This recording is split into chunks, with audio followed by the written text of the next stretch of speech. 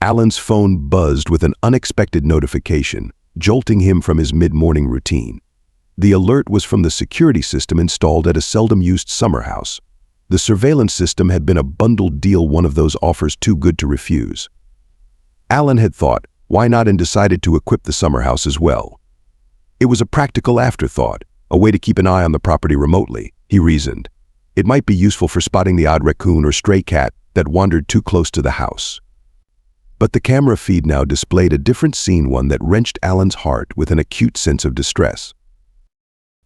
Alan, a self-made man, and his wife Caitlin had always been city dwellers. Their house in the city was more than comfortable, it was home. With his keen sense of financial stewardship, Alan was cautious with money. Having clawed his way to a respectable fortune through grit and perseverance, the dream had always been to retire to the countryside one day, a fantasy of bucolic bliss where Alan, aged and wise, would pass his days in pastoral peace, possibly handing over the reins of his hard-earned business empire to a new generation.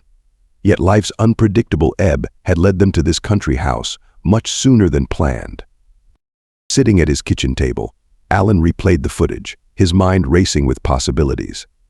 Anything wrong? Caitlin's voice, warm with concern, broke his concentration. Alan snapped his laptop shut. "It's nothing to worry about. Just a few work issues I need to sort out," she reassured. Caitlin gave a non-committal shrug and drifted away. Grasping his laptop more securely, Alan retreated to the solitude of the study.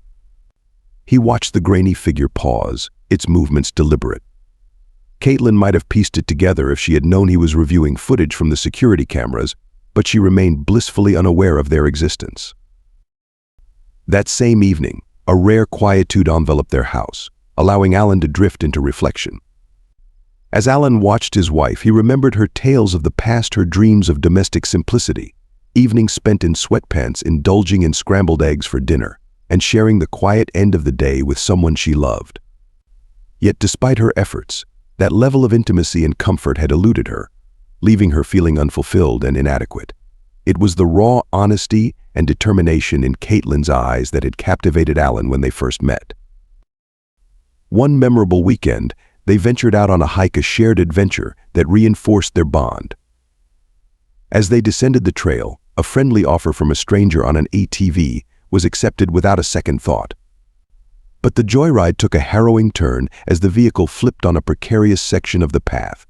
Caitlin hit the ground with a force that knocked the breath from her lungs, Alan and the driver tumbling on top of her in a chaotic heap. "I need to go to the hospital," she gasped, pain radiating through her body. At the hospital, the severity of Caitlin's injuries came to light, her pelvis fractured in multiple places, her shoulder broken. The next 6 weeks would confine her to a hospital bed, her world shrinking to the size of her recovery room. Friends circled around Caitlin, a rotating guard of love and support, including Mark, a childhood friend whose boyish features had matured into a rugged allure.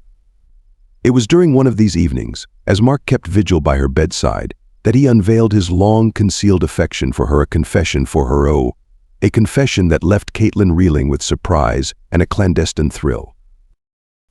The following morning, as Alan walked in bearing the sweetness of fresh fruits, his gaze fell upon Mark's flowers, and the air turned heavy with unspoken words. Caitlin, sensing the shift, was quick to affirm her commitment to Alan. Even as a whisper of temptation brushed her consciousness, a whisper she silenced without hesitation. As time marched on, the day arrived for Caitlin to return home. Alan, ever the devoted partner, managed her transition with gentle care. Even when his own misfortune struck a broken leg from a soccer accident, he found solace in Caitlin's willing embrace. It was in the dance of their mutual vulnerabilities, the exchange of care and comfort, that the depth of their connection truly revealed itself. Their wedding had the charming simplicity of an intimate gathering. Caitlin's side was modest but familiar. Her parents, her sister, and the bustle of nieces and nephews filled the space with warmth. Ellen's side, however, told a different story, a handful of friends, close as brothers but no blood relatives to speak of.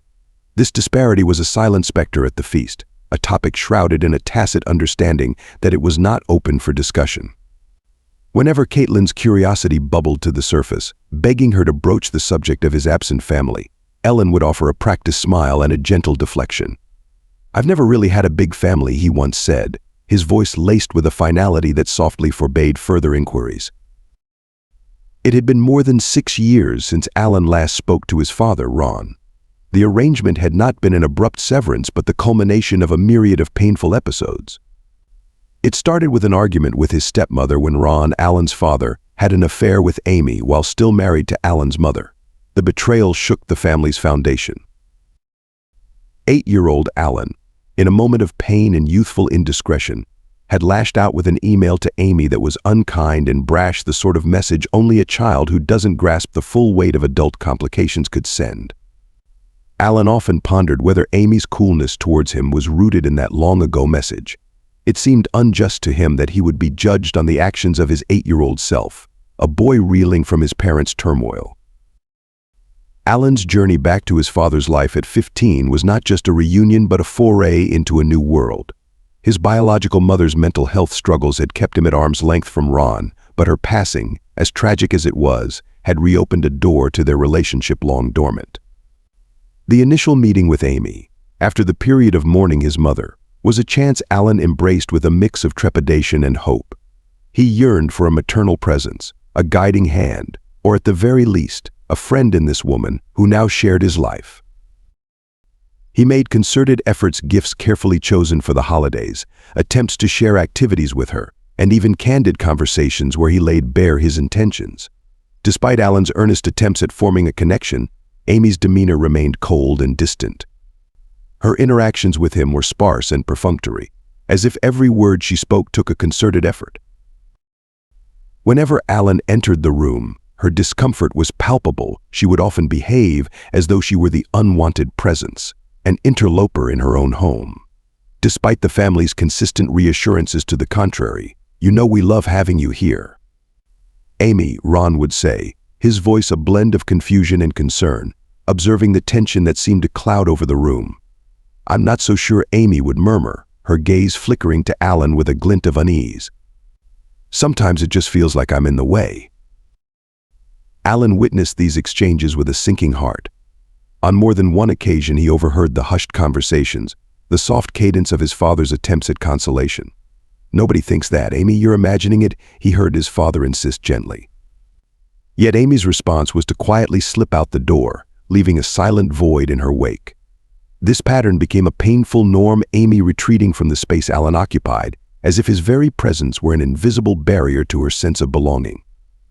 Ron's visage would fall each time the front door closed behind her, a mixture of guilt and helplessness washing over him. Alan grappled with the situation, torn between his own desire for harmony and the unmistakable reality that his efforts were only driving a wedge further into the fragile structure of their blended family. During his college years, Alan's relationship with his stepmother grew increasingly strained, culminating in a particularly telling incident on the 4th of July. Alan was visiting his father, Ron, and upon learning that Amy was planning to visit her own parents, he inquired about her plans for the holiday fireworks. "Are you staying for the fireworks tonight, Amy?" Alan asked, trying to make polite conversation. Amy, perhaps misinterpreting the gesture or feeling put on the spot, replied with a sharp tinge of defensiveness in her voice, "I was going to leave tomorrow, but since you're implying I should go now, I'll leave immediately." Despite protests from everyone insisting that wasn't what Alan meant and begging her to stay, Amy remained resolute and departed, leaving a wake of tension behind her. Alan's primary grievance with Amy was the possessiveness she exhibited over Ron's time. Whenever Ron shared moments with his son, Amy acted as if she were being betrayed. Her phone calls during their time together were laden with pointed remarks. Ron's phone would ring, and Amy's voice would come through the speaker, tinged with a faint cheerfulness, "I'm learning to have fun without you, so don't hurry back on my account." Or her words would drip with sarcasm, "Maybe you should take Alan to Mexico instead of me like we planned." You two seem to have such a good time together. Alan couldn't fathom the depth of her jealousy. It reached a point where he felt like an unwelcome guest in his father's home. Ron, a pacifist by nature, recognized the tension but chose not to address it directly with Amy, maintaining a stance of non-confrontation that only exacerbated the situation. The last straw came on Father's Day, and it cut deep. Alan was not invited to spend the day with his father, a decision driven by Amy. Unable to hold back any longer, Alan confronted his father about Amy's behavior in a heated exchange where emotion ran high. Alan expressed his bottled-up frustration. "She's pushing me out of your life, Dad. Can't you see that?" Ron, his patience worn thin and perhaps feeling cornered, lashed back with words that left an indelible scar. "You know, Alan, your whole attitude has been a disappointment to me. If you ever want to have a family of your own, you better learn to change." The hurt from that conversation created a rift that had not healed. It was the last time Alan spoke to his father, a painful memory that lingered. The year Alan and Caitlin got married unfurled as a series of decisive moments, each turn steering them closer to their shared destiny. Alan, steadfast in his career at a prominent company, was on the brink of ascending to a coveted promotion. However, fate took an unforeseen twist when his boss's superior appointed an outsider for the role. "I can't believe they passed you over," Caitlin said one evening. Alan, with a determination in his eyes, replied, "It's a sign, Caitlin. It's time I took the reins of my own destiny." With that, he embarked on his own venture, the confines of their apartment serving as the cradle of his burgeoning business. Within months, his tireless work bore fruit, and he secured a modest office space to welcome his burgeoning clientele. Caitlin, in the throes of her final year of medical school, found herself juggling textbooks with business ledgers, offering unwavering support to Alan while navigating her own rigorous academic demands.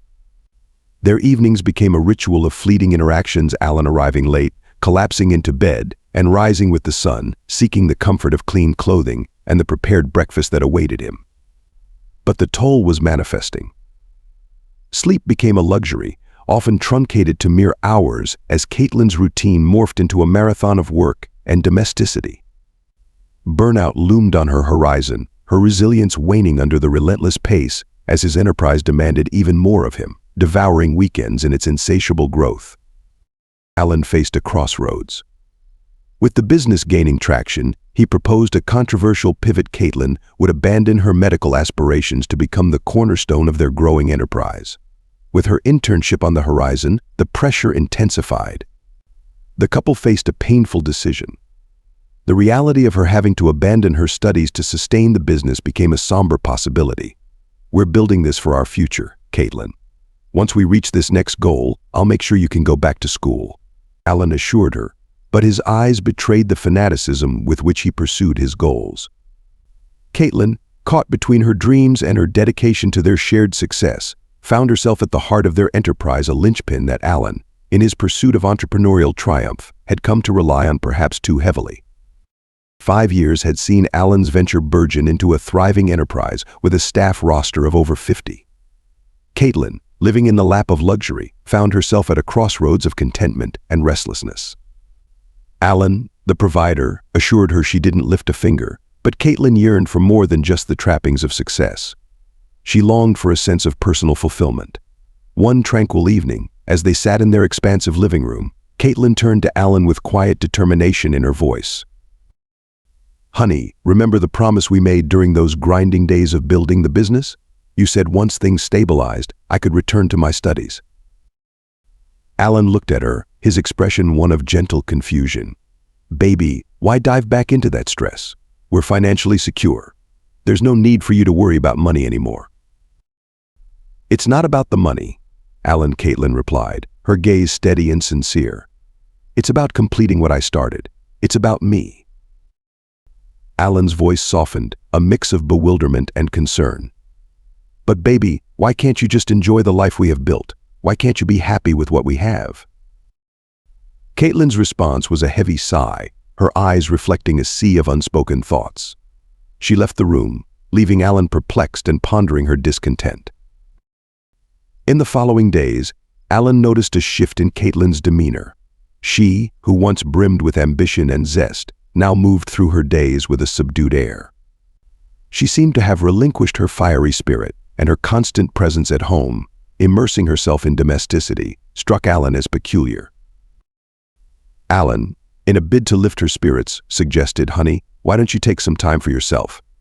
A vacation, perhaps. What about Cancun?"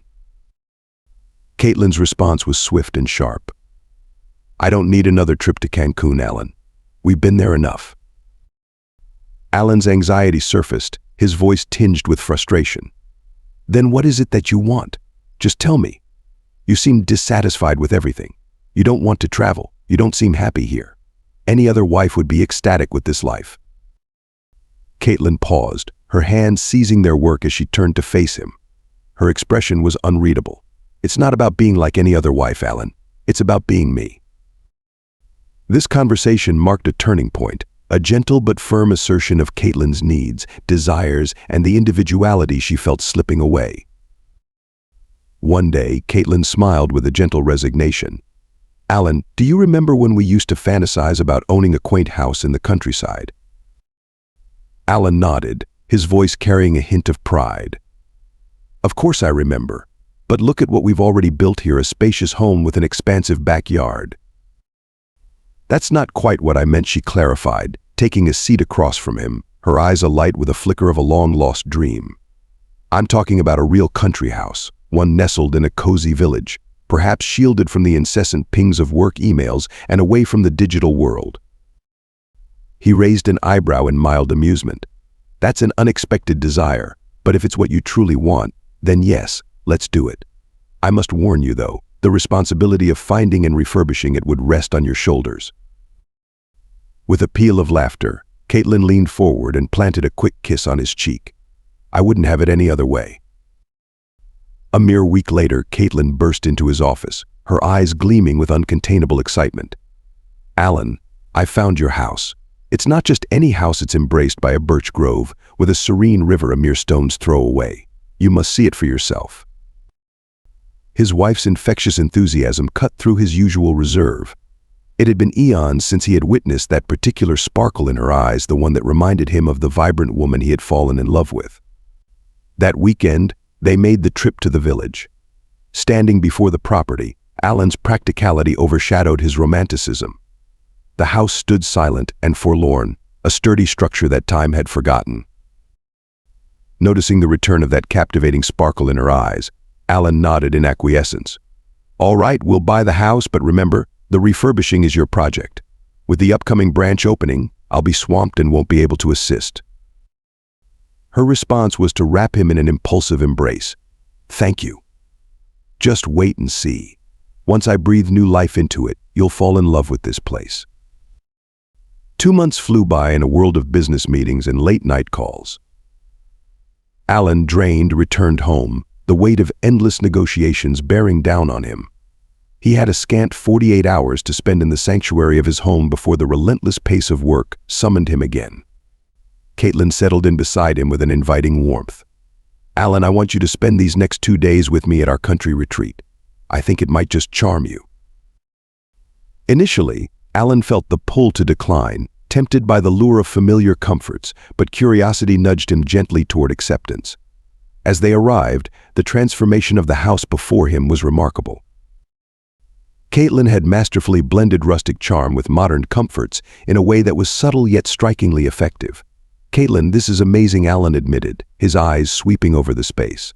His wife flitted around, her presence bringing the house to life as she prepared their meal. Alan found himself imbued with a sense of vitality, a refreshing youthfulness. The weekend unfolded like a chapter from a storybook romance. There were shy glances from Caitlin, and within Alan, a flicker of bewilderment ignited. He couldn't recall the last time their relationship shimmered with this kind of vitality. Come Monday, the city reclaimed them, and work ensnared Alan in its familiar grip. "Caitlin, I'll be away for a week," he mentioned casually, the tinge of routine coloring his voice. "I trust you'll be fine without me? There are some urgent matters I must attend to." Caitlin responded with a lightness that piqued his interest. "Oh, I'll simply retreat to our little sanctuary in the country again." "What is it that captures your attention there?" he inquired, his curiosity laced with a hint of concern. She met his gaze, a trace of something like apprehension flickering in her eyes.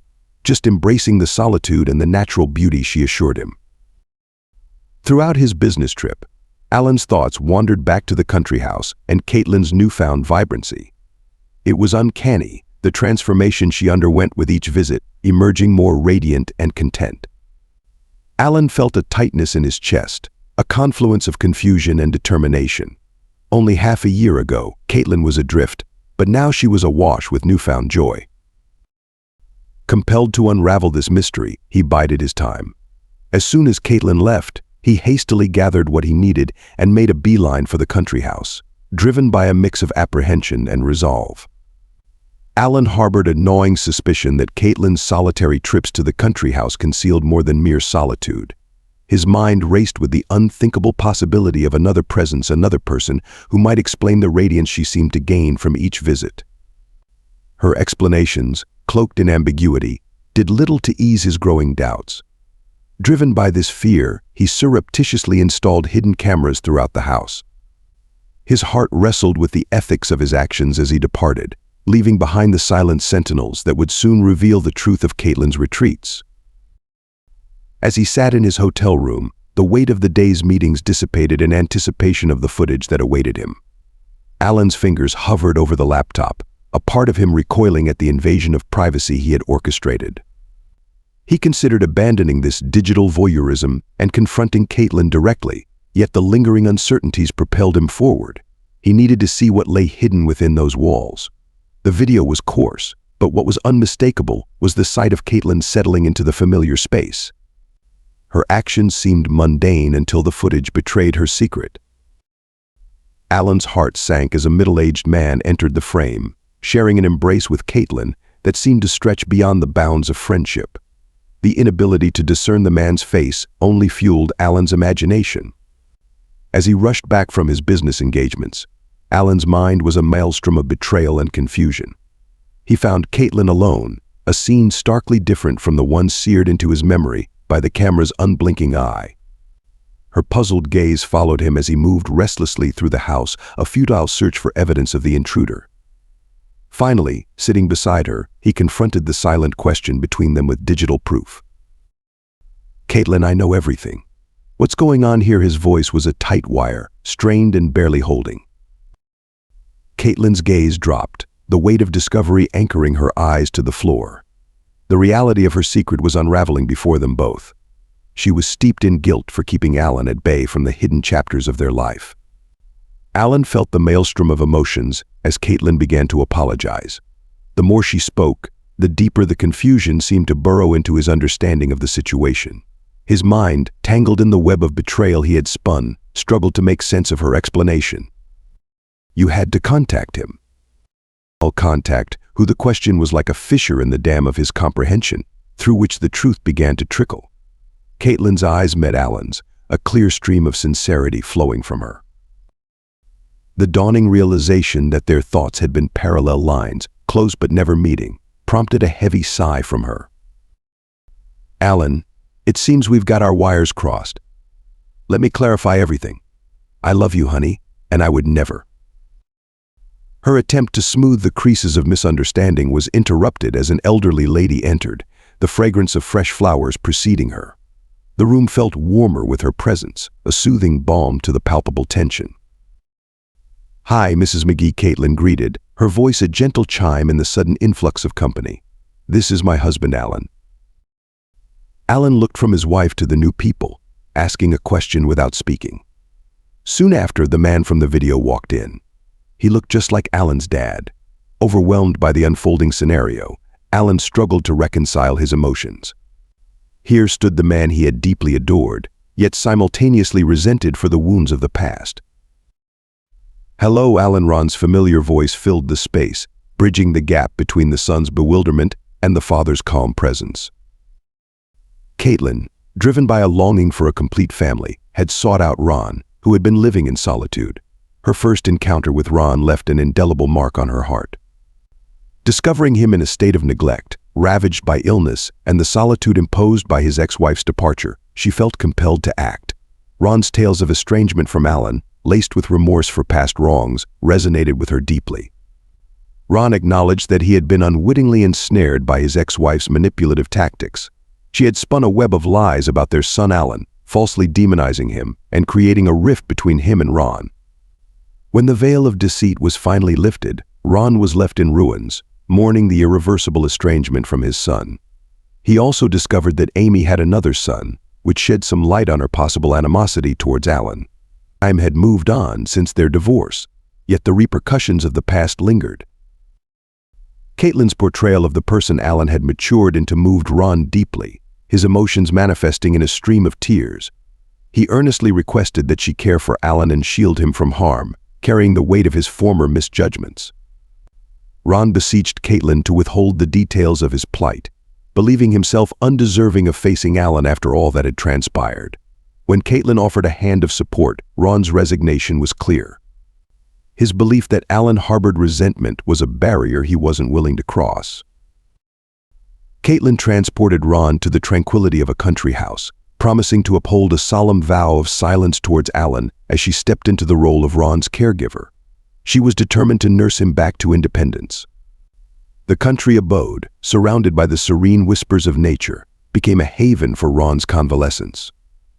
As Caitlin devoted herself to his recovery, guiding him towards regaining his strength and autonomy, Ron began to engage in various household activities, finding solace in the routine and simplicity of daily tasks. Unbeknownst to him, it was during these moments of domesticity that Alan glimpsed his father through the lens of a security camera. Caitlin and Ron's partnership flourished beyond the walls of their retreat. They became guardians of well-being for their elderly neighbors, weaving a fabric of care that blanketed the community. Caitlin found solace and significance in this labor of love, a poignant reminder of her intrinsic value. Ron stood in front of his son, looking very sorry and humble. "Alan, my boy, I'm really sorry for all the hurt I've caused before and for coming back so unexpectedly. Your wife, she's been my savior. If you want, I'll go away and not disturb your life." In the silent communion that followed, Alan's gaze lingered on Caitlin, seeing her not just as his partner but as the architect of reconciliation. The weight of years seemed to lift in that instant. Alan stood somewhat aloof amidst the hum of activity in the country house. The air was filled with the chatter of the neighbors and the clinking of teacups. Ron, agile and attentive, was in his element, patching items for Caitlin, who was the day's quiet orchestrator. It was a dance of quiet understanding between them, and as Alan watched them, an epiphany slowly washed over him. His voice was loud and full of regret. "Caitlin, I'm really sorry. I've been the bad one here, only thinking about myself and what I need, not caring about you. I didn't see the truth, and I wrongly didn't trust you.